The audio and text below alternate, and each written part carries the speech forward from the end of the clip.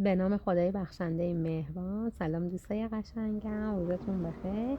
امروز با آموزش قلاب بافی انشالله در خدمتتون هستیم. برای انجام این کار ما نیاز به کانوا داریم و یه قلاب.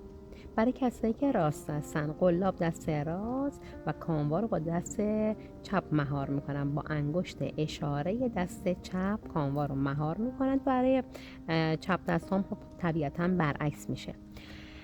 ابتدایی ترین حلقه توی قلاب بافی حلقه جادویی اولشه. نخ روی قلاب میندازیم، سر آزاد نخ رو از روی نخ قبلی عبور میدیم و بعد قلاب رو از روی نخ رد میکنیم. این میشه حلقه جادویی. پس یه بار دیگه نخ رو روی قلاب میندازیم، سر آزادش رو از روی نخ قبلی عبور میدیم، نخ رو قلاب میندازیم، از توی این حلقه عبور میشه حلقه جادویی توی قلاب بافی.